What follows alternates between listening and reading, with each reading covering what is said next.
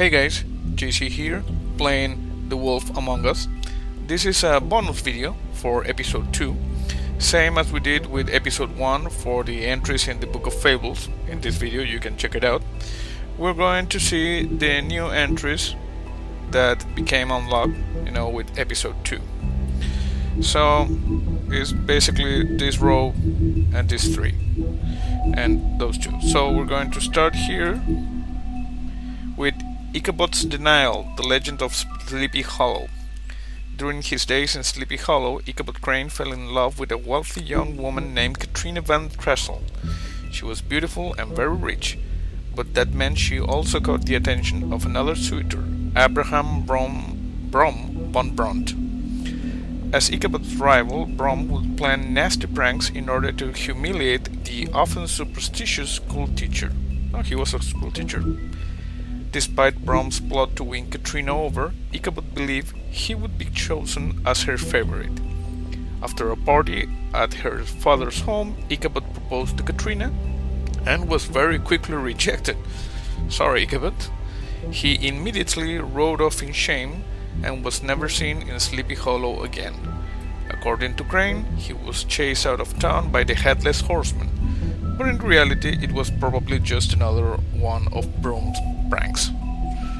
Okay, so that was Ichabod's Denial. Bluebeard's Mercy, Bluebeard's last wife. Now, this guy liked to kill his wife, I remember the story. After a long line of marriages resulting in mysterious disappearances, Bluebeard's last wife in the homelands was naturally suspicious of him. One day he departed on business, leaving her alone in his state. He gave her free rein of all the rooms, but made her promise not to open the closet on the ground floor.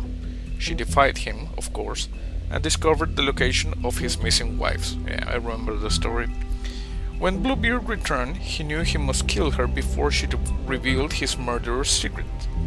She persuaded him to allow her a moment of pray, which he reluctantly granted. This small mercy gave her brothers time to arrive and rescue her, and Bluebeard's crime were exposed. So this guy is basically a serial killer. Okay, 13th Floor, the Witches and Wizards of Fabletown. The 13th floor of the Woodland building is home to a group of witches and wizards tasked with the protection of Fabletown. They use their powers to keep the community hidden from prying Monday eyes, but all magic has its limits, and every spell has its cost. The Magic Mirror. The Magic Mirror speaks mostly in rhyme and demands that others do the same. He also requires the name of whatever object or person you wish to find. You need to know the name, you see. If you follow these rules, the mirror will show you a glimpse of whatever you want to see, but nothing more. Okay. The Witching Well. The Witching Well is located in a chamber inside the Woodland building, where it is used to dispose of things meant never to be seen again. Dead fables are committed to its depths, as are the most unredeemable criminals. No one is entirely sure what lies at the bottom of the well, nor indeed if it has a bottom at all.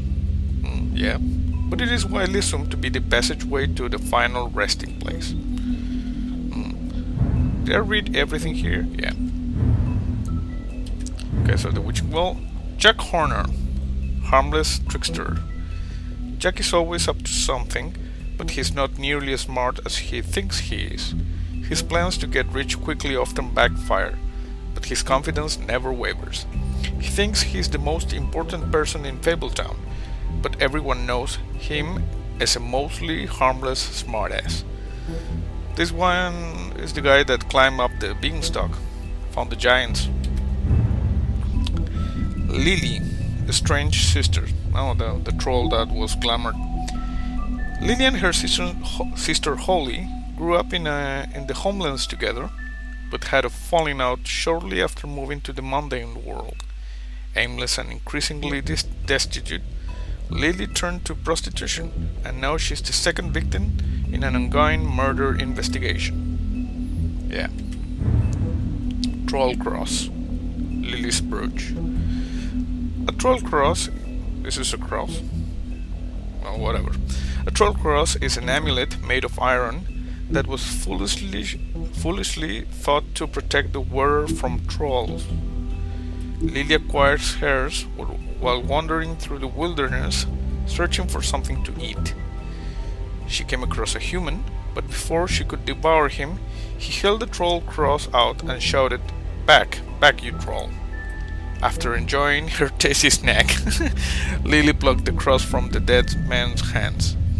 After the Exodus, she wore the troll cross constantly as a reminder of better days.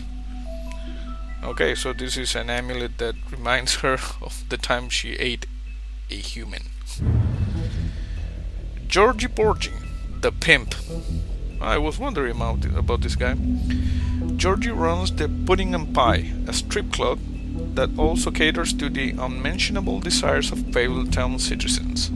He has tried just about everything there is to try in pursuit of worldly pleasures, but none of it satisfies him for long. He does seem to enjoy pushing people's buttons, not bottoms. He takes pride in his nightclub and doesn't react well to anyone meddling in his affairs. But I don't know which fable is he from.